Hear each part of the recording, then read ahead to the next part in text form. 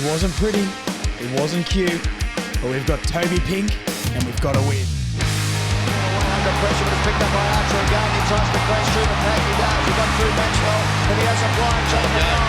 And then there's a magnificent Glenn Archer goal. 2 in a minute to the man who the shipper. Joel, thank God we're getting on a podcast and we're talking about a win. I was terrified that I would be coming here and being sad and trying to make reasons why everything's okay, but I don't have to because we got a win. How do you feel, mate? Magnificent. As I was saying to you earlier, it was my first win I think I've been to since round 1 against West Coast at Marvel when Sheezel had his debut. So it's been a long time. I've just been very unlucky with the games that I've had to miss, but we got there and it was well worth it and it felt very good on the day. Yeah, it did. It's a funny one. We sort of both walked away because we sat together behind the goals with Rashaan from Close to a Flag, and we all sort of maybe agreed that maybe it wasn't how we wanted to win it, but a win is a win, and we absolutely cannot be upset about that. I'm very, very happy, and I think after I've cooled down from the emotion and the stress of watching that last quarter, I'm definitely happier than I was. I think I would have loved to put on a slightly better display as a team, but we scrapped it out, and sometimes you have to win scrappy, and other better teams win scrappy, and they get praised for it. So, look, I would have liked to, maybe play as well as we did against Brisbane, even though it turns out with some results today that Brisbane aren't maybe the team we think. I would have liked to put on a little bit of a better show, but how do you feel about that? I agree. I mean, the scrappy games are actually really important to win because the last 3 weeks, to be honest, we've been in a position to win the game or been in a position to take away a win, and we've fallen short every time. And this week where we had the same situation occur, I think watching back, there was the things defensively that we did exceptionally well in that last patch. I thought we went into our shell a little bit too early, but we did things well enough that, it's people can say that we should be beating these sides by, a lot of points and that, but they beat Gold Coast, they beat Carlton. They're not a bad side that they're not a top side, but they're not a bad side. And on their day, they can be very good and damaging. And I think we did enough things well, enough things right. And the win and the 4 points is the most important thing at the end of the day for us. And I think we'll take away a lot more from that than obviously, we belt them, we get a bit, but those close games are what we need to be learning how to play. And I think we did better in those moments this game. They were talking on the commentary about they got word that North was doing a lot of training around defensive scenarios and things like that. We've both watched the game back as well. I got straight home and watched it again so we could do the pod and just so I can get my thoughts together a little bit more. But, I guess something that I didn't notice at the game, I guess through the emotion of it all, was we didn't really score for 15 minutes that quarter, it felt like. Or, I'll see if I can get the exact amount of time from our last score or definitely our last goal, because Dermot on the commentary was talking about, if Richmond can hold North under, 80 points, they can definitely win. The last score was at the 13-minute mark of the quarter. The last goal we kicked was at the 8.5-minute mark of the fourth quarter. So, 2/3 of the quarter, if not more, only a quarter of that, 3 quarters, we didn't score for the rest of the game except for 1 point by Jack Darling. And I don't know. It didn't feel like that in the game because we were emotionally invested. But when you look back on stuff like that, is it good that we held on without having to score, or did we go into our shell or our defensive mode a little bit too quickly and is a little bit too close for comfort? For me, I think we went into our shell too early. I think we went into our shell probably with about 6 minutes left, 7 minutes left in the game. Up until then, we had, and even to the credit of the boys there, we had forward moves that could have resulted in goals. I think the moment that could have broken it open for us was that George Wardlaw one where he snap comes through. If he snaps that and it goes in, that's 3 goals up. And looking at the result of the game, that's probably what would have broken their back at that stage, I reckon. Yeah, I agree. But and then after, when we did go into our shells a bit, I think we had structured up well enough behind the ball that we could be effectively stopping the marking situations. And I think we super heavily flooded, but I prefer to have not had to do that or not do that. But the fact that we did that and we were able to keep them from scoring was actually, I think, a big win for us on the day. I do agree. And look, the last month, we know our defence has held up a lot better, and kept us into games. I guess the way I feel about it, and this is going to be a positive podcast, so don't worry. There's a few negatives to talk about here, but I mean, Taranto had a shot to put him in front. There was a behind Kane McAuliffe, I think it was. I'm looking at here. Yeah, but opportunities the Tigers had to win this game, and almost like what a lot of the commentary's been from our game against Brisbane, it feels like Richmond we were holding on and they were attacking, and I think that's why I feel a little bit flat compared to maybe obviously against the D's or something like that, where, we definitely weren't on top. I guess that's what I'm saying. Doesn't take away the win. We needed this so bad, because I genuinely do believe, and I still do, that if we lost that, it's season completely over for any sort of expectation. And we gritted it out and fought our way to a really well-deserved win. We started incredibly well in that first quarter. Let's touch on that really quickly. We were up and about in the first quarter, mate. We were celebrating everything and almost got a little bit cocky at one point. It was probably the best football we've played all year, bar the last quarter of the Demons game. We couldn't be stopped, especially out of the middle. Oh no, we were just moving it really well out of the centre. I think Kirch, to his credit, got moved to the midfield, as you've been calling for, Josh. And well, I'm not going to say I'm a guru, mate, but he was looking a bit better. I actually thought his tackling was actually pretty high level, which is surprising for him. But I think he did a lot of things really well. He was really important in it. The ball movement forward was looking really smooth. That kick into 50, I think we nailed quite a few kicks and hit the right man and hit the right targets. And everyone was looking pretty lively. Darling, for all of the naysayers, his first quarter was brilliant. And I think he played a very good game overall for us. The first quarter, everything was going swimmingly. It was not hard to see because we've seen it so often. But it was midfielders doing really well. Kirch, really up. Tom Power was incredible. He was touching everything. I think it was really not much negative that you could sort of say in that first quarter. We gave away a couple of goals there, but they weren't, they're a bit more opportunistic rather than the structure that we had going the other way.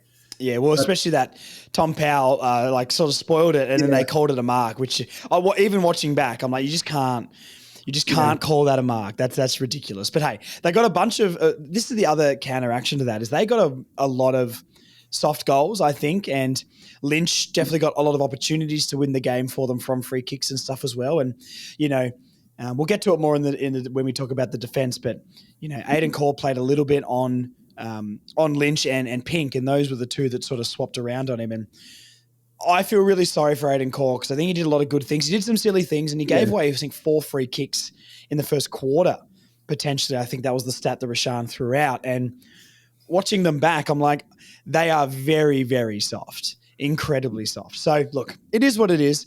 Second quarter comes around, and it was our worst quarter maybe of the season, it felt like. Definitely up against Richmond, who are a side similar to us. We didn't score a goal until the 32nd minute, nearly the 33rd minute. Cam Zerr kicks his third. Wow, what a gross quarter. And the tide completely flipped. The Tigers had the exact same quarter that we had the one before. Yeah, no, that's a very fair call. I mean, been watching it back and sort of seeing the play, like, a lot of the start of the quarter was a bit more balanced than I thought it was at the time.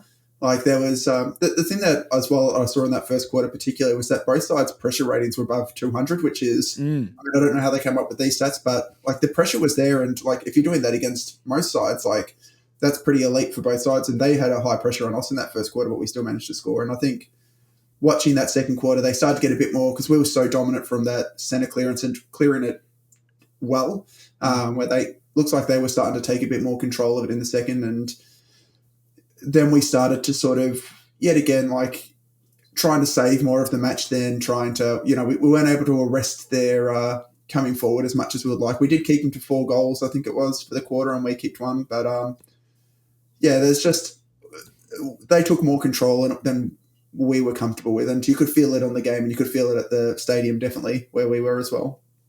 Absolutely. And, we sort of go into halftime thinking, look, we're lucky to be ahead, to be honest. The Tigers, it felt like they were inaccurate, even though both teams kicked quite well on the day. More goals than points were kicked. So, but it felt like we were very, very lucky at halftime. Third quarter, it was scrappy. this is when the game and this whole second half sort of, for me, even watching it back, it felt very similar over those 2 quarters where the contest was high, the pressure was up, and no one was getting much clean possession.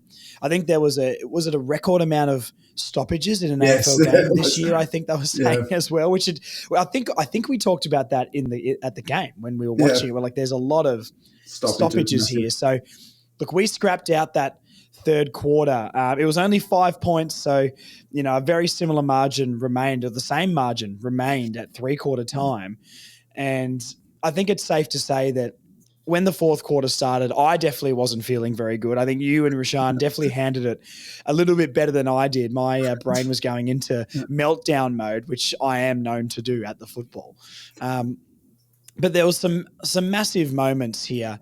I can't remember if I think the Toby Pink rundown tackle was earlier in the fourth quarter as well, and obviously his mark at the end. And we really didn't do ourselves justice with much in this quarter. Larky gold, Darling gold, and then that was about it. And like I said before, we didn't kick a goal for 3/4 of that last quarter. So I definitely came out of it feeling like we were lucky to get away with it, but still deserved, and we scrapped it out when we needed to because our contested work was really, really good, and I don't think there were many passengers.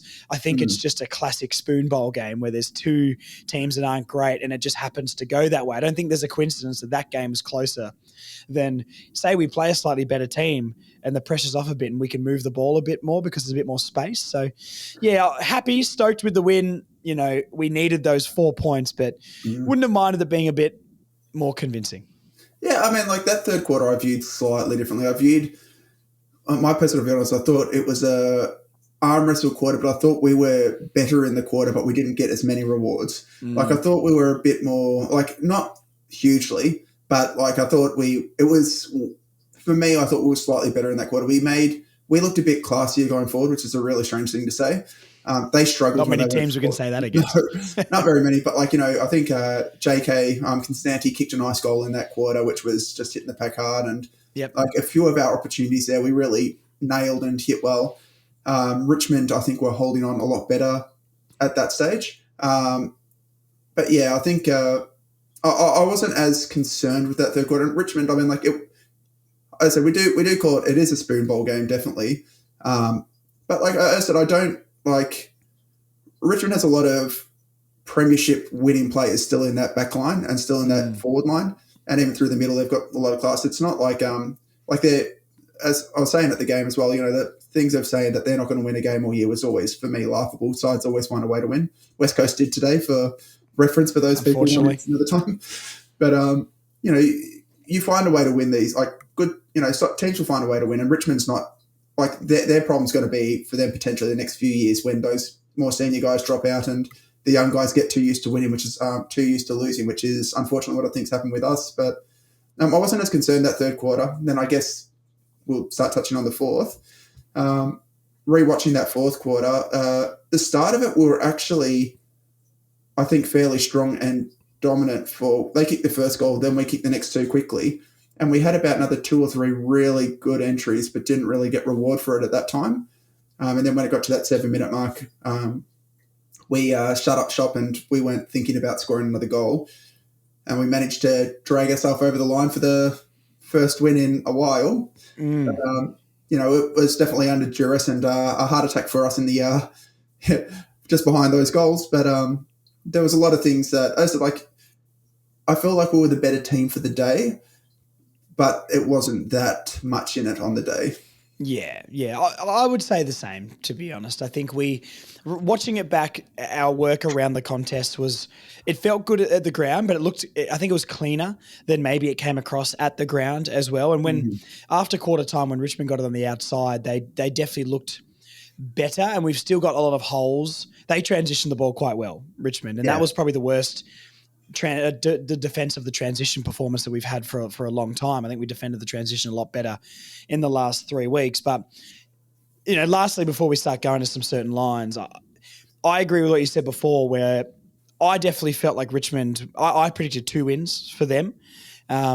and obviously they've already done better than that, and good on them. But they are definitely a much better side than I presumed. They did recruit 6 or 7, 18-year-olds, but it made us feel like that was going to be the entire side. And when I was watching it there, seeing who was taking the intercepts, seeing Nankervis drop back and intercept so many times in the last, you're like, okay, there is a lot of experience, a lot of premiership players here, and it is something maybe I didn't really realise until I was at the ground as well. So, no wonder it was a little bit more of a scrap than maybe we thought. But look, let's start with the defence, and there's no better place to start today than my brother, my red-headed brother, Toby Pink. This is the Toby Pink legacy game. We've had a lot of legacy games from him, but this is the one. Now, his mark at the end of the game, fantastic game-saving stuff, but watching it back, I would be a bit filthy if I was a Richmond fan, because I do think he was kind of – I'm not saying it was it was in the side. I know, and I love Toby. I've been calling for him to be in since. Turn it up. No. I've been the biggest Toby Pink believer, mate. As soon as he got dropped after Adelaide, I came on this podcast. I said that is an abomination, and that should not be happening. I just think it could have gone either way. That's what I'm saying. And on the trend of the day, especially with Tom Lynch, I'm surprised he didn't get that, but I'm glad it wasn't, because it was good body work from him. There was just a little bit of grabbing on the arm, but that's okay. He did what he needed to do. He took the mark. And do you agree or do you not agree? No. Really? I thought it was as clean as anything. He got him in the side. Lynch folded straight away, trying to play for a free, and the mark was well taken. I don't think there was anything. Okay. I wouldn't know that. There was definitely more of an argument for the one where he allegedly chopped him. Oh, that's rubbish. Yeah, that was rubbish. Atrocious. There was more for that one than there was for that. Like that one, was just clean. Because the only reason I'm saying that is I'm not taking anything away from his body work, and he took the mark, right? It was a big high ball, four players, 4 big bodies right there, and he stood his ground. He did nudge him under the ball a little bit, and yes, it was in the side. I guess there was just a little bit of grappling on Lynch's arm, and I think I was like, I'm just trying to think, if I was a Richmond fan watching that back, I think I would be a little bit upset. But I don't have to be, because I'm a North Melbourne fan, and Toby Pink took the mark and he saved the game for us. Yeah. He had so many moments in this game as well. It's not just that moment. Something that I think he's been really good at is when the ball hits the ground, I actually think he's pretty clean. And he opened up, there was one in the first half, a transition to one of the Zerha goals, I believe, that he sort of half volleyed, kept in front of him. There was a couple of times he left his man and had to commit and bring the ball to ground. He did it very, very well. And his intercepts, I don't know how many intercepts he took. I'll have a look now quickly. I think it was maybe 4 intercepts, but he was our best defender today. And I think he's been along with Chom, and Chom's playing his role perfectly, right? But as a lockdown, one-on-one, big-bodied defender, he might be an AFL player, mate. He might be on our list for a little while now, because he's really, really impressed me, and he's undroppable at this point. If there was a one-on-one contest and I wanted someone in that contest on a big forward, I'm picking Toby Pink right now. And yes, that does say a little bit about our defensive options, but credit to Toby Pink, because he has been so good and absolutely undroppable at the moment.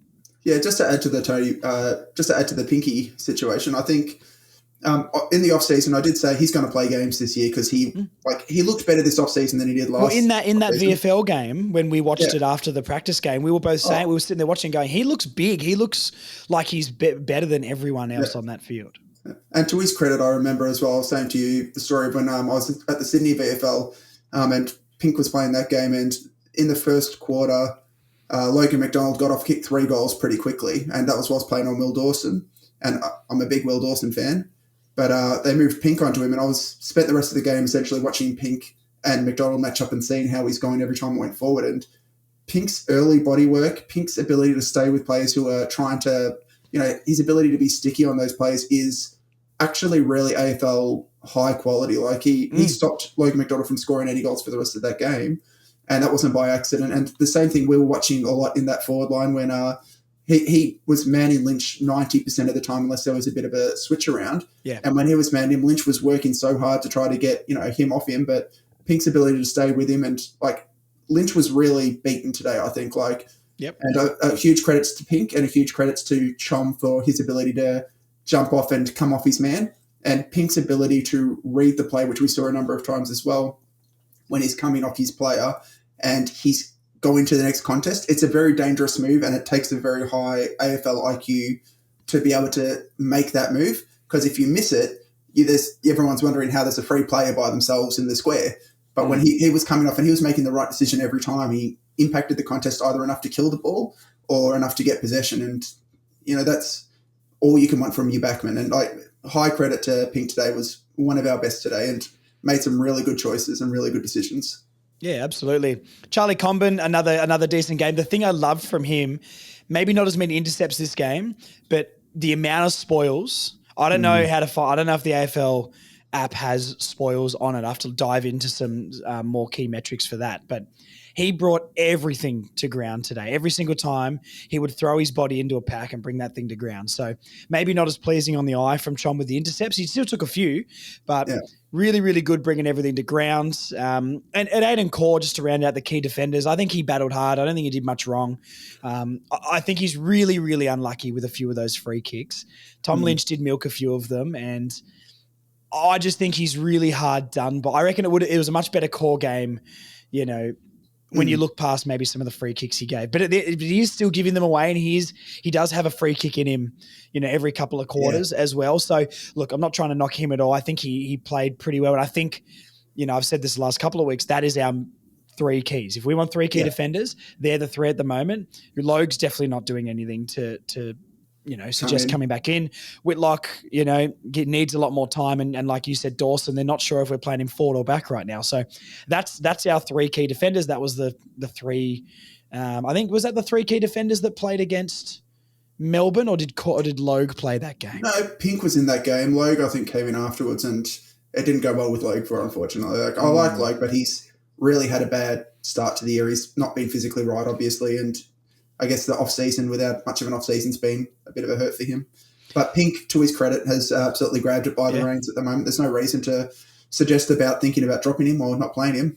No, absolutely. I completely agree. Some of the smaller guys back there, Hardiman and McDonald, I think they both played pretty solid games. I think, especially maybe at the ground, it didn't come across this way, but watching it back, McDonald played really well. McDonald didn't really do anything wrong, but I think this was the game from McDonald that he's rebounding off half back and using his left foot to penetrate and push that ball forward was really, really good. Yeah. He even hit a bunch of kicks out to the wing and nailed the target a few times as well. And that's, I think he was just dump kicking the times he needed to, and then he was lowering the eyes a little bit and hit when he needed to as well. But he'll always dive back into a pack with a spoil. We're getting a really solid Luke McDonald year. And, from the last couple of years, he's got absolutely roasted.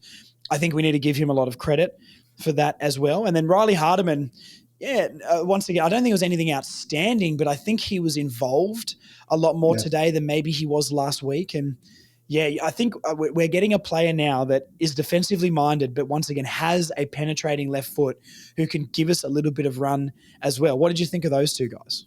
Yeah, no, I mean, Elmac will be in our top test B&F at the moment. He's very comfortably up there. He's been very reliable. But I think since Archer's gone down, you probably realise how much of a selfless job he's been doing Archer's been doing that, and he's been going to the smaller guys, and now Riley's probably more on those smaller guys. And you've got Almac getting those mid-sized guys and occasionally chopping out the bigger ones, and he's able to impact those contests quite well. There wasn't a lot from what I've watched at least back, and nothing at the game stuck out. And I think his kicking's actually, to his credit, which has been a real knock of his, I think his kicking was actually very good today. He hit a lot of targets that he needed to. He, as I said, he dump kicked in the situations where it's pressure. But I think he's been pretty good overall. I think he did a lot of really nice things. 87% disposal efficiency, McDonald. Only 8 touches, which I'm surprised by. But I think all those 8 touches, he was really driving that ball sort of off the half back line. I was just going to look at meters gained for him, but 275 meters gained on only 8 touches. I think it's not too bad for him. But I think he was really solid. I don't know who was playing on Seth Campbell in particular. I think there was a lot of rotation sort of on him. I feel like Aiden Core was matching up on Seth Campbell a little bit, but we didn't seem to have a mark on him. And maybe getting McDonald to really wear his jumper, a little bit more would have been nice in that game. But, I guess when you've got Archer out of the side, we don't really have that exact type of player we need to throw to a player like that who's tearing us apart. And the Richmond side were trying to stretch us a fair way. Like they came in with Sims, who's 200 centimetres odd, Jonty Fall, who's another key forward position, and then Lynch. So those three guys inevitably ended up on a mix of those two. Or our three tours ended up on a mix of those guys. We do struggle with the small forwards at times, and I think I'm guessing Riley would have been the one to him a bit more. But I guess once we talk about backs as well, I guess Caleb Daniel would be the obvious other one. Mm-hmm. How do you view his game today?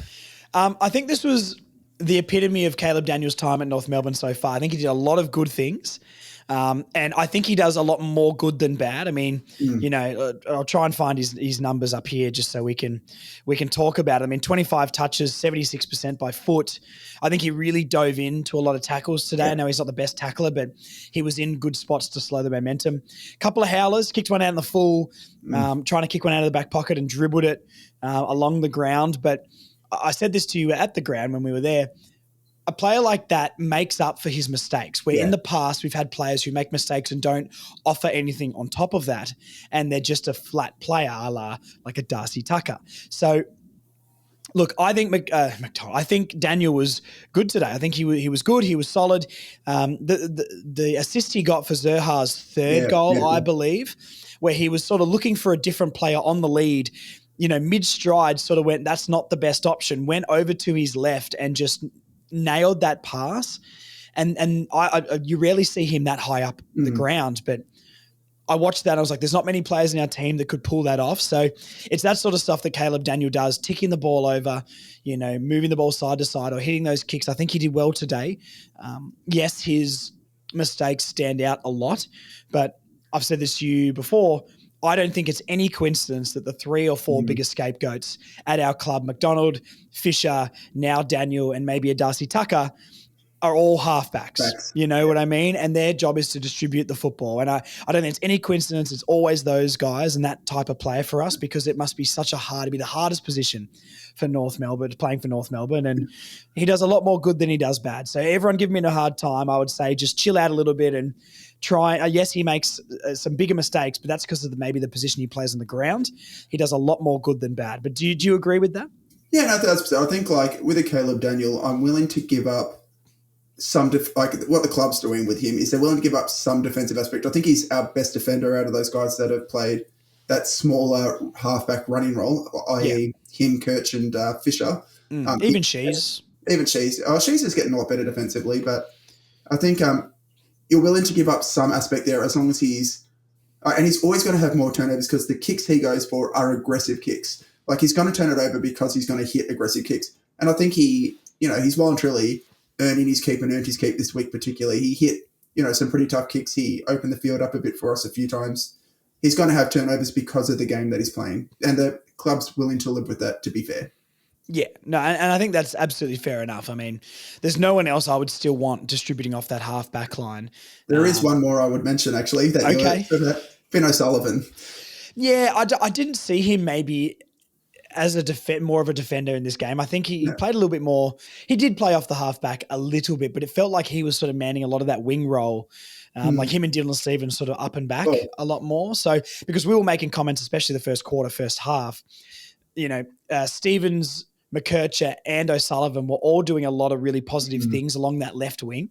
And they were really standing out with their possession and their cleanliness. So, we can throw Foss in. Only ended with 10 possessions, I believe, Finn O'Sullivan, which, very surprising with how much impact he had. But yeah, very clean. I think it felt like it was going to be his best game until I saw 10 touches. He did. At half time he was 8, I think. So he must have only had 3 for the rest of the game. I'm just looking for something. He's playing really solid. And I thought about this while I was watching it back. And, he's strong in the hips. He breaks a tackle. He makes the right decision. He's clean by foot. I just need him around the ball a little bit more because number 2 pick, you look at Layla, pick 1 compared to pick 2, and they're kind of miles apart at the moment. I'm not trying to be negative against Foss at all, but he hasn't really risen to a level where I'd be like, wow, we got one of the best first year players right now. He's so clean, he's strong in the hips, and we've definitely got an AFL player here. But I'd like to see him in positions to take the game on a little bit more. I mean, we're looking at you described him, I think, as like a Taron Thomas-esque, sort of forward mid-type player, goal-kicking midfielder, and he hasn't really played in that position at all. He's sort of off the half-back line. So look, first year, we know we like to play players off half-back, Sheasel, McKercher, and now him. He'll build into it, and we're going to have a really good player there, but I'd like to see the Finn O'Sullivan game sooner rather than later, I think. Yeah, I agree with you to an extent. I mean, I think his burn's just been slower, but he's played every game, and defensively for us, he's one of the few players on our list that when he's going into those one-on-one contests, you actually don't expect him to lose it. I agree. He's bigger and he's tougher at the footy than I thought he was going to be. Yeah. And when he does have the ball and when he does hit those kicks, he hits targets very well. Like he set up a few, and all that we're going to want for him over the next, like, I guess, till the rest of the season and going into next year is for him to get more. Like, I mean, when our concern is we just want him to get more of the ball, like he's defensively doing what he needs to do. And if he gets more of the ball and starts hitting more targets like he has been, I mean, I think he's going to be a very, very good player for us. I think he could be a top 5 player for us in 3-4 years. And I think that what I'm seeing with him is just that very slow build. It's like we were so spoiled by Sheasel and we were so spoiled by Kirch in their first years, where they're just putting up, video game numbers of 30 disposals, goals, and just doing everything. That's not Finn O'Sullivan, but he's going to be one of those players that is going to be such a massive impact player. You can see it from a few of the kicks today that he hit and just some of the plays. Like, I'm really high on him. I think he's huge upside. Yeah, no, I completely agree. I maybe just look at some of the other draft picks around him and they're having maybe slightly more impact, or even numbers-wise they're doing more, but it's not a knock on him whatsoever. I think he's really solid, and like you said, when he's in a contest where he's got the football, I'm not worried. You know what I mean? He's good. He's great. I love you, Finn. Please don't hate me. Hey, Josh. Jen here. Kanga. Roo. God, they give you a heart attack, but thank Christ they won the game. Go Roos. Kanga! Row! Driving home, I've got the scarf out the window. I'm high-fiving North. No, I'm not doing that. It's a bit dangerous. I'm giving the bird to bloody Richmond fans everywhere. I'm not really. I'm not doing that. I'm a nicer guy than that. But anyway, sad that we had the fade out in the second, but it's funny when you can have your fade outs after you've put the other team to the sword in the first quarter, isn't it? Funny what happens when you show up in the first quarter. It was good that the boys were able to, hold off that momentum from Richmond and get a few back when they'd put one on us. And very good result in the end. Toby 2 in the pink for Prime Minister. Let's go, Roos. North ball. I've lost my voice from being at the game and telling the boys how I feel, but they've done it. They have finally done it. It's clicking. I don't know what's going on there, but it's working, so let's keep it up. On to next week, boys. Let's go. I just want to give Marnie Cohen a big shout out for the beautiful birthday message she gave to my dad pre-game. He loved it. Great to be back on the winners list. Paul Curtis's entry back into the team has just become a lot easier because Bailey Scott, you're not up to standard, mate. Back to the twos you go. Let's go to the midfield. I think this was a really solid midfield performance. I think our contested work is great. When we get it on the outside in this game, especially in the first quarter, we looked fantastic. But then the Tigers sort of took that away from us.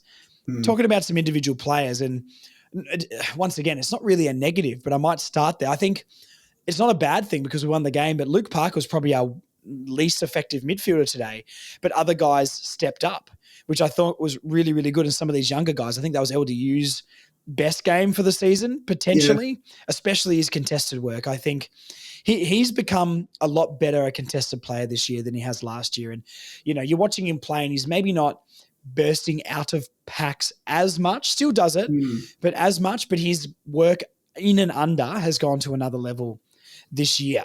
Unfortunately, we now have less players to get it on the outside, and that's why I've been calling for Kirch and for Foss to maybe play some more midfield minutes. But, Maybe chat to me about Parker, and then we can go on to LDU. What was your thoughts for Parker on the day? Laid a bunch of big tackles in the midfield right in the death of the fourth quarter to hold up that ball. So still a good game by him, but maybe he's been best on ground maybe the last 3 or 4 weeks. Yeah, agreed. I think he was a bit more. I mean, it wasn't his game today, but that being said, like you don't need it to be every midfielder's game every game. Like you need such an even contribution. I think that's what we really achieved today to a large extent. Like. I mean, LDU, watching the start of that last quarter, he was in every play. Like, he was just opening the game. He was, like, taking the ball, breaking tackles, getting it to the next layer. And he really, like, he's the one who got us up by the couple of goals. I reckon he was a very huge influence in it. And we could have been up by more because of him at that time as well. And it was just probably a short 15-minute block on the actual game time that he opened up that game. But I was, impressed with him. I think his defensive work has been really a lot better this year. Even though he's averaging probably around that 25 disposable mark, I would guess. But otherwise, I mean, Kirch was the big one for me, the big takeaway with moving to the middle. I think his ability to line break, hit kicks, and his tackling and defensively seemed a lot better this game. I'm not sure if it's just because Richmond's a smaller bodied side at stages, but like he was tackling some big guys as well and still, being effective. So Kirch was the real takeaway from the mids for me, and Powell, obviously. What was your feeling at the time and at the game? Yeah, I mean, look, Powell played really well today. This is sort of the more of what I want from Tom Powell. Like, he was cleaner with the ball. He's always been good at tackling. Every single week I've said his tackling numbers are fantastic, and his work around the contest is good. It's just more effectiveness around the ground, or maybe breaking or delivering the handball where he needs to break the game open when he gets the ball, or when he kicks the football, not putting it out of bounds or something like that. And he didn't do that today. It was really good. Yeah. I liked all of our midfielders today. I do want to talk about Kirch because 10 tackles for the day, 9 contested possessions. He was fantastic. I was bragging a lot when he only had 2 CBAs, I think, for the game. But watching it back on the broadcast, when we weren't at a ball up in the middle, he was at every single stoppage in the back line, in the forward line. He was everywhere. And 10 tackles for the day, 9 contested touches, 22 overall, clean disposal, but also broke the game open. It was his handballing out of a tackle or he was in and under, getting the football and handballing it cleanly. He gave Simpkin space on the side a lot of times. He got LDU some space on the side. And if he can do that as well, that was probably my favorite game I've ever seen him play. I mean, look, he's racked up 37 in games before. He's run down the wing and delivered to Larkey. So many good performances of half back, but that was a completely different Colby McKercher performance. Yeah. And I'm not just going to toot my own horn heaps. I didn't know he would ever get that many contested possessions and tackles in a game. I definitely wasn't expecting that. But like, this is why I wanted him in the middle, because it brings something different that we don't have. And I mean, if he's the one getting in and under and letting LDU and Powell and Simpkin play on the outside, who all played some of their best games today, Simpkin as well was really good. Simpkin's having a very good year at the moment. Like, he's having a very, very good year. Yeah. So but he almost unlocked a lot of that today, because then they didn't have to do the grunt work and get it out to nobody. So I loved it from McKercher. He was one of my best on ground today. I thought he did really, really well. A goal as well, a cleanly taken goal in a bit of a contest as well. Man, I'm super high on Kirch after this game. He's my guy. I've been talking him up all the time, and I reckon he was incredibly disrespected last year.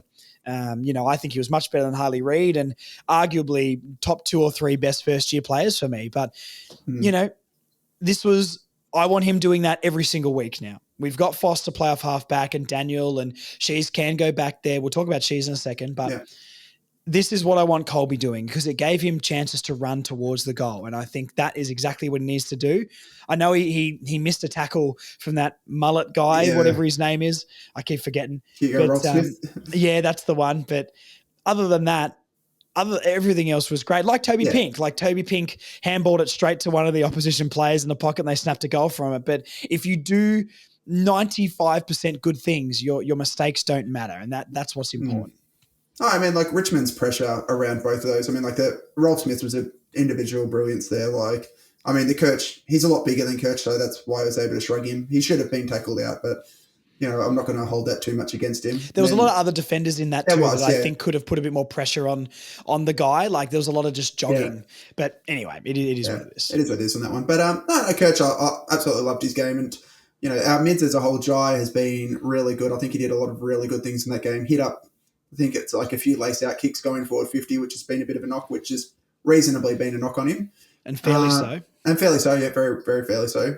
Dill Stevens, the continued resurrection of him. Well, you don't have to bring Dill Stevens up to me, mate. You know I was going to get there. But you go. I want you to go. I'm not the Dill Stevens guy right now. I was at the game against Essendon, I believe it was, and the guy behind me or near me was just trashing Dill Stevens all game.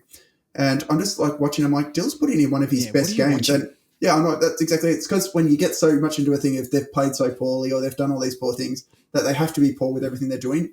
And that game, he was really, since like that game, like the last few games, he's been really actually like defensively, he's been going in a lot harder. Yep. And I think he's adding to us defensively, and his ability to run the field and his ability to kick. He's actually been like really, really helpful for us and really useful. If you take away, what's led up to him being into this situation and the expectations and watch what he's putting out in the field.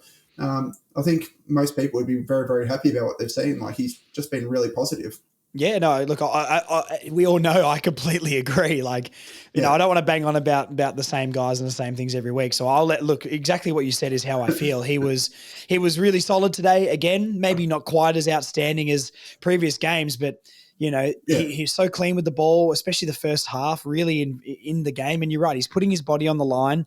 And I mean, the next player we can sort of get to here is Bailey Scott. He's basically said, You can go back to the twos, Bailey, because I've got this now. Bailey Scott cannot play next week, and I don't want to go in on players too hard after a win, but you can't watch that performance and say he did anything positive on that ground. Weak in the contest, can't lay a tackle, can't lay a bump. And just lack of running and pressure from him. It's a really remarkable downfall for him because, perennially in our top three in the best and fairest for 2 or 3 years there. And we're like, oh, Bailey, we need him to sign. We don't want him to go to Geelong or all this sort of stuff. And we signed it. We're all so happy. And I don't know what's happened. He's got no defensive ability. 3 touches for the game today again, I think. And it was 3.5 quarters. Yeah, it was very, very... Or 2.5 quarters, sorry, my mistake. No, very, very poor like today. It was there was quite a few contests that we saw where it felt like he shirked the contest and sort of... I'm not sure, what we might not know is if he's playing with an injury or that, because he doesn't look like the player that he was last year. And last year, I don't think he had a particularly great year either. I think he started really poorly and started to improve when they moved him onto the wing and up the field. But no, he's been very, very disappointing. So the bare minimum for me, there was quite a few contests with Rob Smith as well, who I thought played a very good game for them, where I wasn't even considering that he would get the ball. I was hoping that he would draw even, and 90% of the time he was getting beaten in those contests. And you're watching on the side, and you're just like, you're a senior player. You're, been around a while. Been around a long time now. You can't be flat out losing these contests. You're a liability at this point. Not to teenagers. Not to, I mean, Ross Smith's a bit older as well, but that being said, you should be drawing those in the minimum. You lose one here and there, if the player's done something good, but no, just very, very frustrating. Very, very, it was a very bad showing by him, and I tend to agree with you. I think next week, very high risk of being dropped. It's almost a straight swap for him for Curtis, isn't it? Yeah, just like you said, it's. I'd like to see Phillips in, I guess, but the way the midfield played today, I think we got to stick with that because I think that's a good mix, especially giving Kirch and Sheasel as well got a lot more CBAs. I was looking at the CBAs quickly, and I love CBAs just because I want to know what the rotations are through there. And LDU usually getting 25 CBAs a game or 20 plus, and 16 today, 15 for Jai, 15 for Powell. Powell's worked his way back into the midfield as well. After, a few weeks ago, only getting 5 CBAs or something like that. Parker 13, Wardlaw 12, Sheasel 8, McKercher 2. So, I think maybe we're slowly finding the mix there, but I really liked how Sheasel was more involved because he gave us a little bit of time and space and class. But it also helps a lot when Simpkin's having a good game because, that is such a – when Simpkins on, our midfield looks like they're going to win. But when he's not, he's almost a barometer for our midfield, I think. Yeah. Well, my big takeaway from this game, which I thought was actually – it feels like a bit of a change from the last few is – and it reflected well in the CBAs, which is I felt like we had a much bigger spread of people at those CBAs. Yeah. Like it wasn't – like as you said, LDU, 16, yeah. 16 is like – it's not a big – like, but he was effective when he had it. And then like when he's in the – like – so many times when we were sitting there, you would see at the edge of the 50 meter, ready to run into the square, you had like, Shees, Parker and, LDU or, all these 3.5 forward flank that are ready to run up into the actual play. And it's a different look. And I think, we're giving more CBAs to others, which is really making me a lot happier because you're starting to see, a bit more like, the next ones that you're going to add in over time is going to be like your Finn O'Sullivan's going to be getting CBAs at stages and, there's going to be players that are getting in there a bit more, but it's good. It's good to watch. It's a nice time to be seeing what they're doing, something a bit different. Yeah, and Sheasel, a slightly different role today. Didn't seem like it was a lot more half forward and midfield Sheasel. We didn't see much half back from him, which I think is okay. I'll see how many possessions he sort of got today. Was it probably? I'm guessing it's probably going to be around the mid 20 mark or 20. 45% disposal efficiency for Harry Sheasel today. So maybe not his best game, but I don't know. He started on half forward and was running into the contest a lot. And I think we really trusted Daniel, Finn O'Sullivan and Hardiman to sort of dispose of it off the back line. Tom Powell seemed to do a good job pushing down to the back line to help out. And Dylan Stevens does that really well as well. So you don't need – Colby's weren't really down there very much and Sheasels weren't down there very much. We can let them create sort of from the midfield forward. So, okay, Sheasel game, nothing to write home about, but, maybe already abandoning the halfback plan because he didn't really play halfback at all today. Do you think – would you have kept him at halfback or do you want to persist with him in the role he played today? Oh, I'm happy with him in the role he's in today. Like I think Riley – has been a real step up these last 4 weeks. He's winning a lot more contests. He's not really getting beaten consistently or heavily. I think he's doing a lot of things really well. And Finn O'Sullivan on the other part and Almac, in that area, like they're actually winning or keeping contests pretty even. And Foss is very good under pressure in that. Enough to cover, like we're covering well enough for Daniel for his liabilities. We're doing well enough in that space. So Sheasel forward up and Kirch. This is the best Kirch game I've seen, I reckon. And I'm happy to keep him in, the roles that we've had for him now because, I think he was giving up a bit defensively the other side and him and Daniel were giving up too much defensively. But when he's been in the middle, his tackling's much better. He's so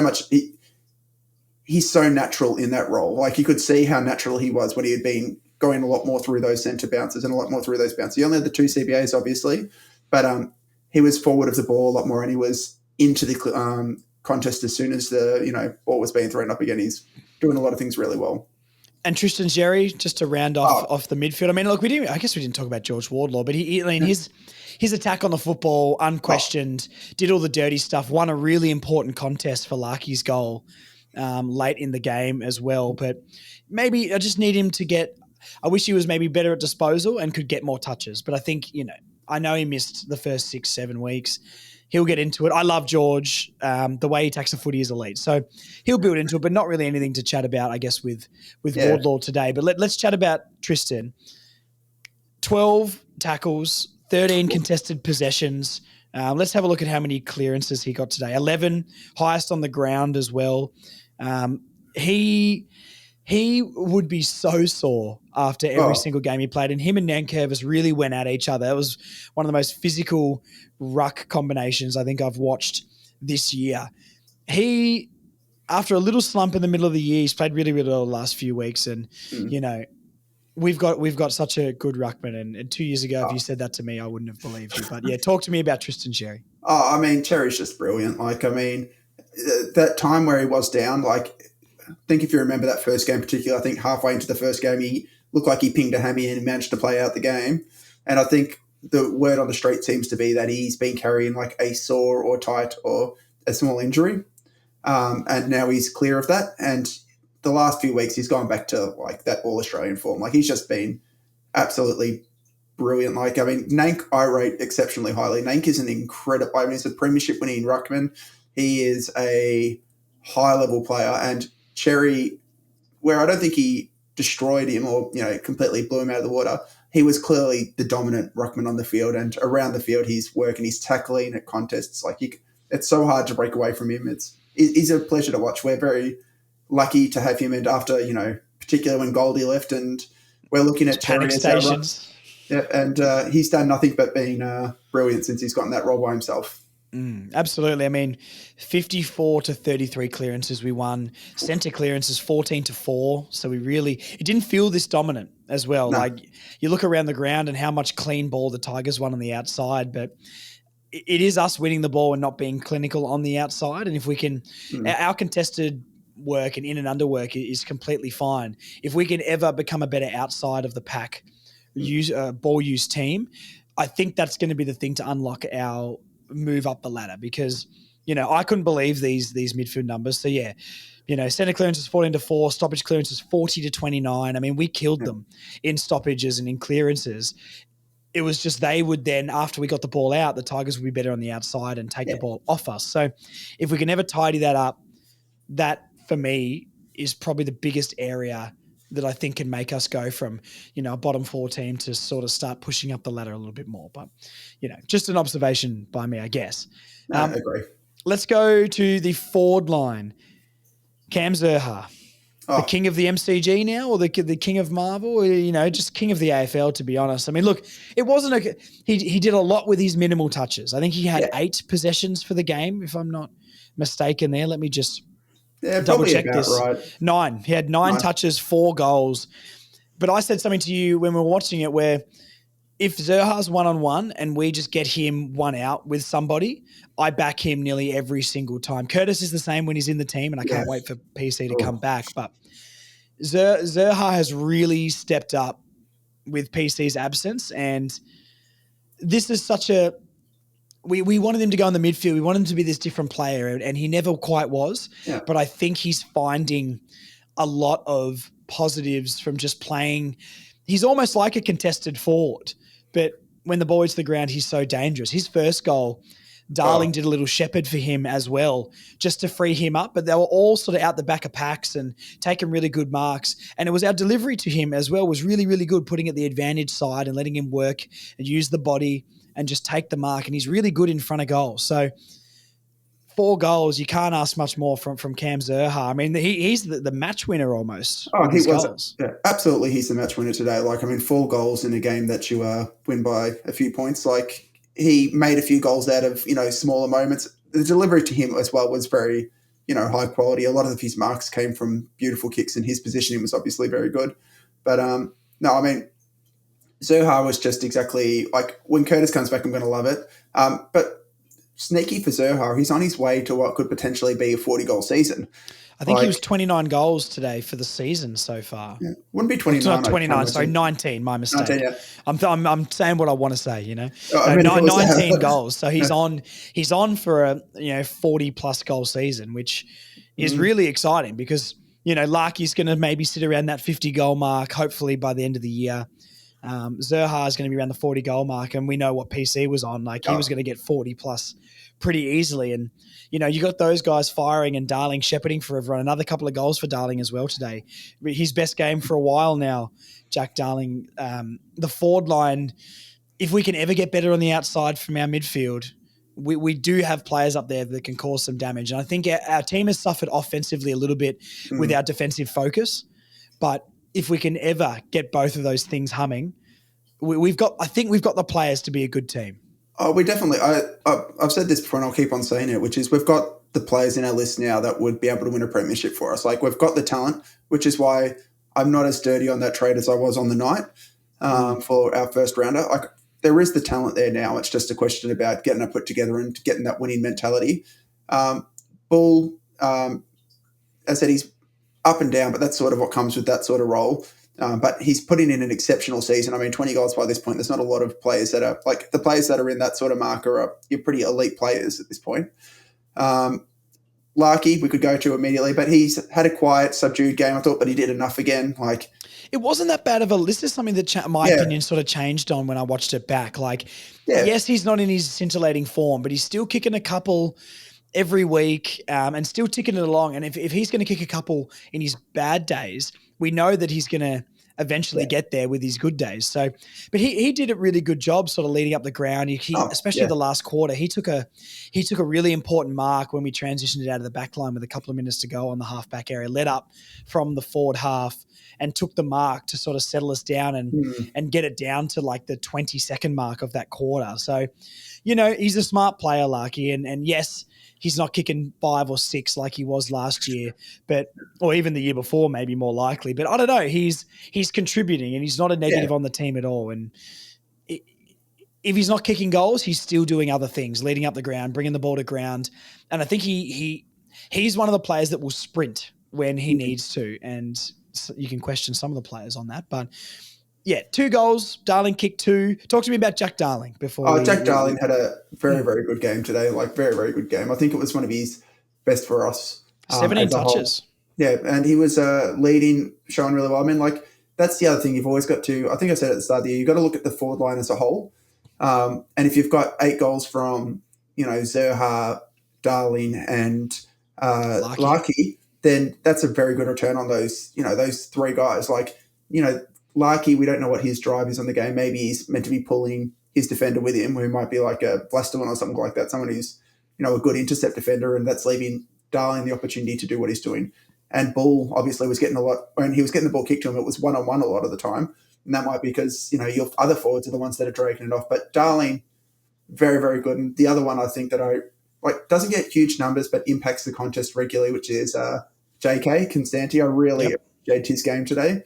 I think he runs really hard. He tackles really hard. And like the goal that he got, and he probably got one taken from him a little bit by Bull.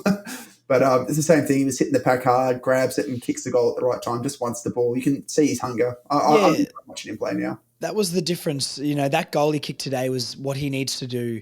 He needs one of those every single game, and he's got to be trying to get that sort of goal every time that ball comes into the 50, him hitting the pack at pace, trying to get the crumbs basically and running into open goals.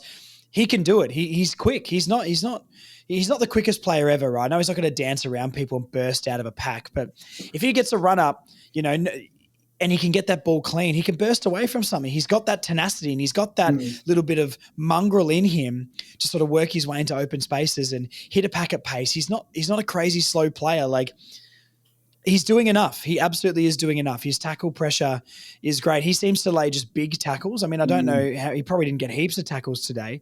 I mean, our forward line got out tackled immensely. I don't know if you've seen the forward 50 tackle numbers. But not surprising. No, I mean, he only laid a couple of tackles in the game, but he's always there to make it difficult for the defenders to clear the ball. And I think that's what I like about him. So, yes, maybe. I mean, Cooper Harvey kicked 3 in the VFL today, but I don't think Constanti's not doing enough at the moment with how the forward line's functioning to get dropped. So it's a balance to find, Constanti, I think, he's not losing his spot at the moment. Like, it's always interesting when you look at the start of the year and you sort of look to where we are now. Like, last year, the question mark is who's going to be the other midfielder in our team when it was Phillips and Powell probably competing and Lazaro competing for that position. And now we very firmly know it's Powell. Powell's someone who very clearly won that. At the start of the year, it was Hansen Jr. and Constanti. And Constanti's very comfortably won that, I think. Like, RHD is going to play higher up the ground, but Constanti, like, he's doing what you want a small forward to do. It reminds me of when we had Kane Turner. And Turner would tackle really hard, but he would never kick goals. Constanti's more of a goal threat, though. He's starting to kick goals now. And that's, you could never argue about, with Turner's ability to tackle really hard and to impact the contest. You can never question his heart or his courage with the ball like that.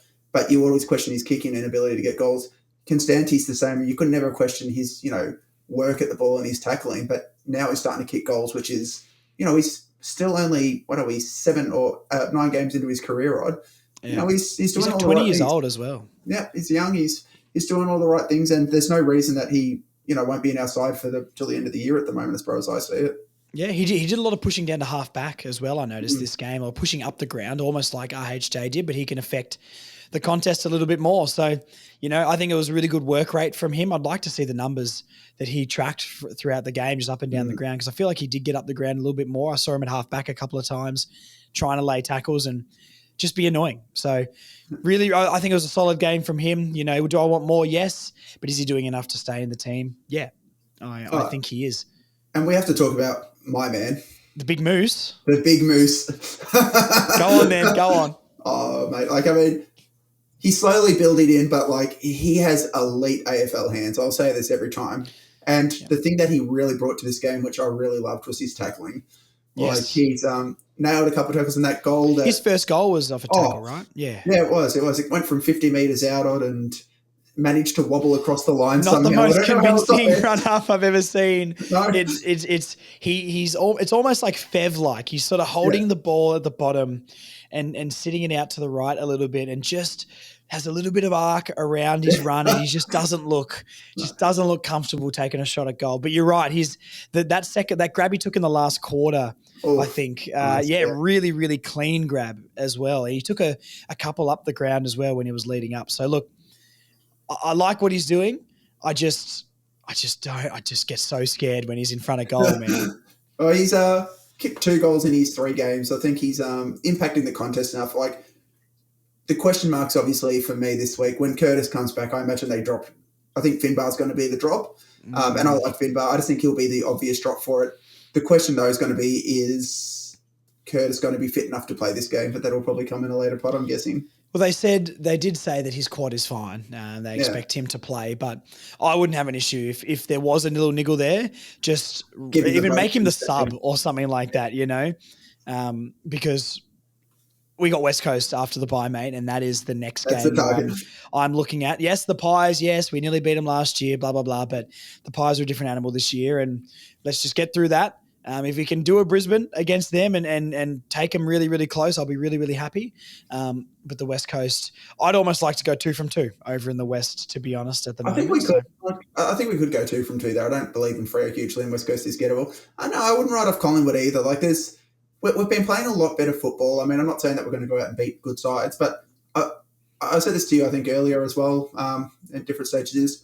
I think the mark of development for me is not the games like this. It's going to be in winning and competing against those bigger sides. Because last year, when we versed a side like Brisbane, that was a 10-goal loss at halftime.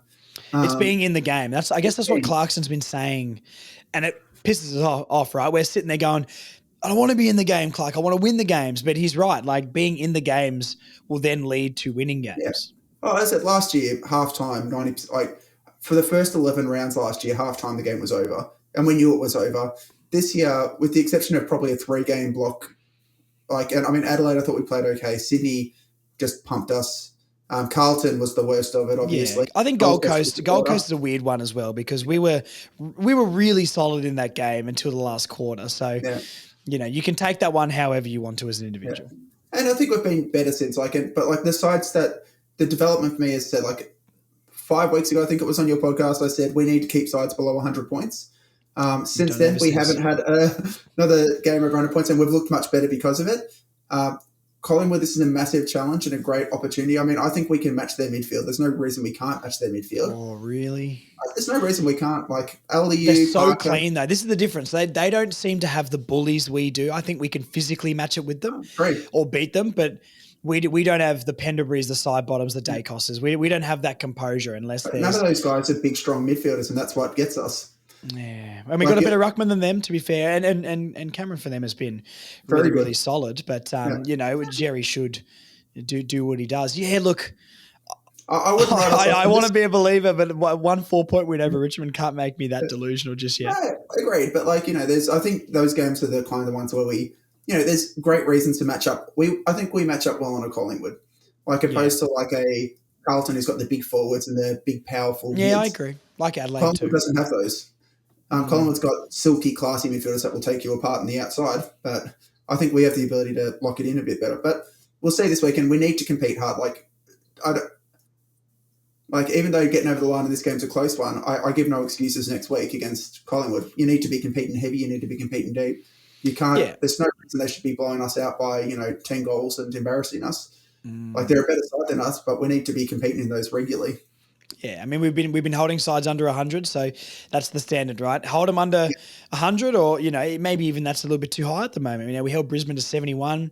The game today was a very similar scoreline, 74 points. So, maybe we try and hold the Pies under 80 and then see what we can do. See if we can actually get some movement. But if we can make it scrappy, we could. I think we can compete. The thing that worries me, I guess, is we did give a lot of transition and space on the outside to the Tigers, and if we do that to the Pies, game over. You know what I mean? So, look, we'll see. That's next week's pod, mate. You need to settle down a little bit. There's one more question about the game I want to ask before we maybe go to the votes and the golden helmet. What do we do about the sub? Because Zane Dersma, I think it was one touch. Yeah.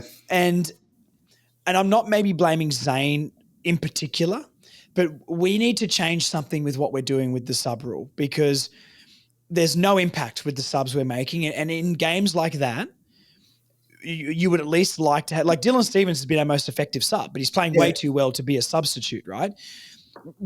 Is there a player, or is there a type of player? You can name a name, you can name a type. What do you think we should do with this sub rule? Because it feels like we've sort of rocking up with 22 players of recent, and the other teams rocking up with 23. So, how do we make our sub more effective? I mean, for Zane's development, I'd personally have him on the field now. Like, I agree. It's hard with Curtis coming back, though. No, Curtis is going to, but Zane can play higher up the ground as well. You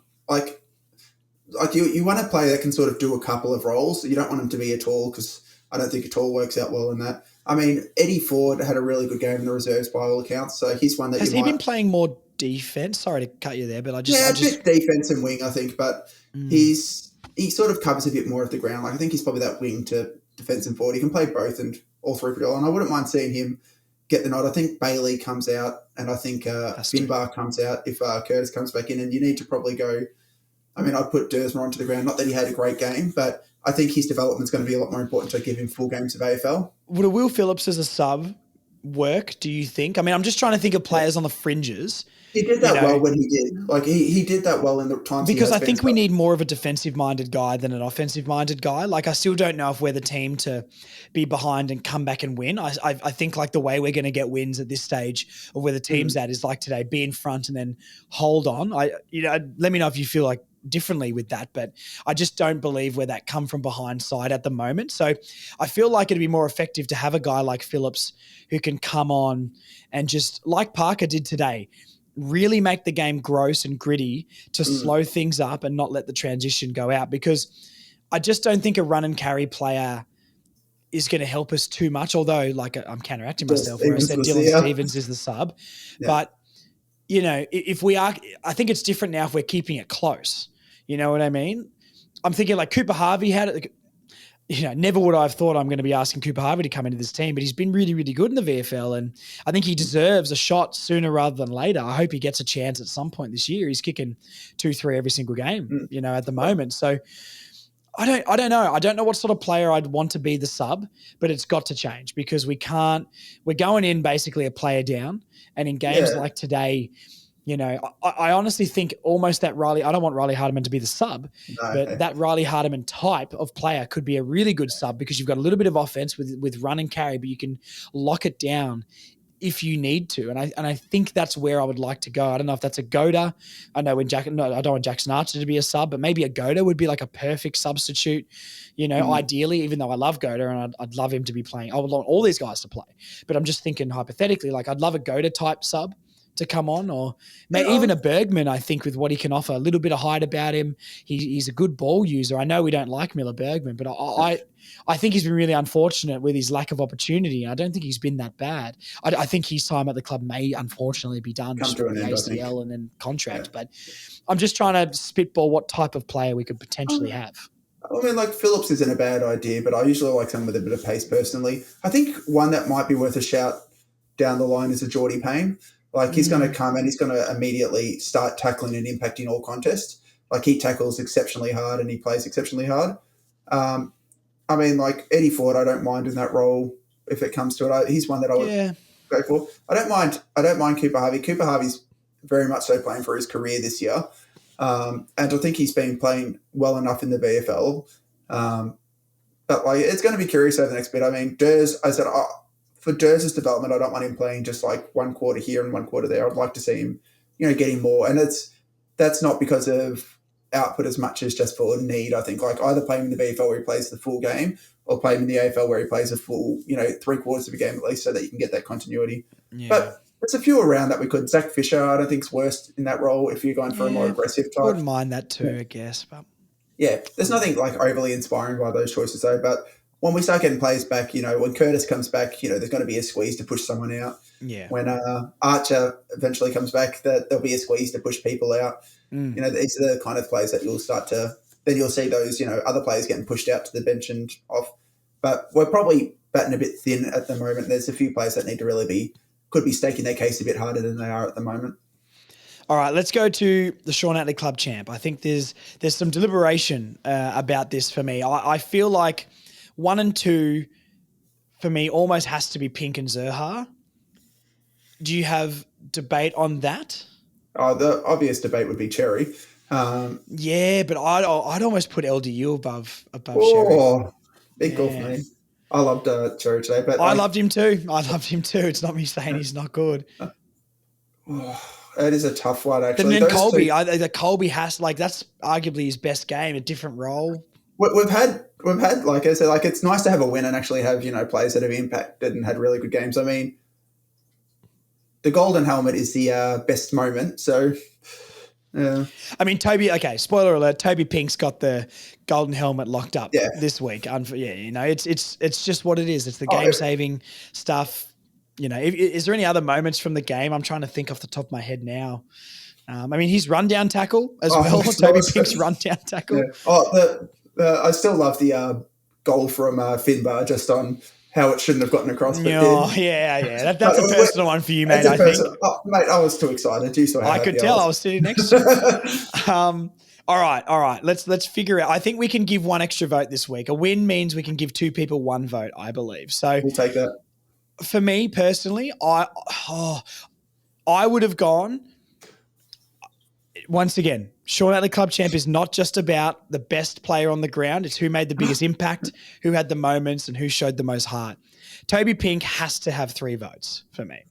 I'm not going to disagree with you on that because Pink, you watched back that last quarter as well. He had a few big moments. He's, obviously much maligned at stages, but he's been so... Yeah, I'm comfortable with Pink game saving stuff, mate. Just like he played on Tom Lynch for most of the game. Beat Tom Lynch for most of the game, and Tom Lynch has been in good form. I think. You think he's been. Well, one of Tom Lynch's goals was out with Darling in the ruck, and then the other one it was a free kick from Core, I think. So I think it was Pink as well, but it was a good. Was it Pink? That was the arm chop. That wasn't an arm chop. Yeah. The commentary was like, good, good smother. Wait, what? Yeah. Wait, what? All right. Pink number 3 for his heroics, 3 votes. 2 to Bull. It's got to be 2 Bull. I've got to get Colby in there. I've got to. Colby, LDU, 1 each. Yeah, that's the way I want to go. And it's an incredibly honourable mention to Tristan Sherry. But I think the thing for me is he does that. He's almost getting LeBron James syndrome where he does that every week. And he almost needs to be the best player in the league to get a vote at this point because his standard's so high. So, hey, Wayne Carey never won a Brownlow. Well, that's right, exactly. So, all right, I think that's fair. That's the way I wanted to push it. But an incredibly honourable mention to Sherry. And if there was 5 votes, he would be number 5, to be honest. So, 3 to Pink, 2 to Zerha, 1 to LDU and Colby. Yep, I think that's reasonable. I mean, like obviously Cherry was one of the best on the field, but like that being said, he's a victim of his success of being so damn good all the time. Don't be so good then, Mr. Helmet, and we can put you in every single week. Look, Colby has to be because he has had a slight – I don't think it's been a bad year from Colby, but it definitely hasn't been to the It's been a down year from last year. Yeah. But new role for him, the contested work by him has to be. And LDU really stepped up in that 4th quarter and won us a lot of footy. So, yeah, I think that's the right way to go. No, very comfortable with that. I think that's a pretty reasonable way to go. All right, well, let's see the backlash we get when we post that through the week. That's going to be absolutely fantastic. All right, yeah, that's right. If anyone questions Toby Pink, you can answer straight to North Melbourne closer to a flag, all right? Because they will come in force with an army to make you know why Toby Pink deserves 3 votes for this game. With good reason too. Absolutely. Let's finish it there, mate. I need to go have a lie down after all of that. And the F1's on tonight too. So I'm going to watch that as well. Piastri, see how he goes. Well, I'll message you during the race then, and we can debate some things because that'll be fun. Who is Piastri going to win the title, mate? There's no reason to think he can't at the moment. Give me an early call. Lock it in. No. I mean, there's no reason to think he can't is what I'll say. Like, he has... Like, how closely do you watch? I watch every race. Beautiful, same. His, like, Norris, who has the same car, always gets talked up a lot more. Norris makes mistakes all the time. Well, Norris is British, so I feel like that's why he gets talked up more. But Norris, I think, over one lap can be quicker, but over the race, Piastri gets him. Look at Piastri's drive craft, like that overtake that he had on Verstappen. And that's exactly Norris tried to do it on the next lap, and couldn't. And every time he tries, like Verstappen, you know exactly what he's going to do. He's going to dive and he's going to force you to the outside. Yeah. And Piastri was just smarter, and he used Verstappen against himself. And Norris had that race last season, similar situation. He had the faster car. He's coming from behind, and and Verstappen is dirty. He's very competitive, and it's exciting to watch because of it. But I think his racecraft can be considered quite questionable. Elbows out, mate. Oh, elbows out. And you can't hate it too much because it makes it exciting. I'll give him credit. But you saw him do that against Norris, and Norris had no answer. Norris is just like, he won't let me pass. He won't do this. He won't do that. He's blocking the thing.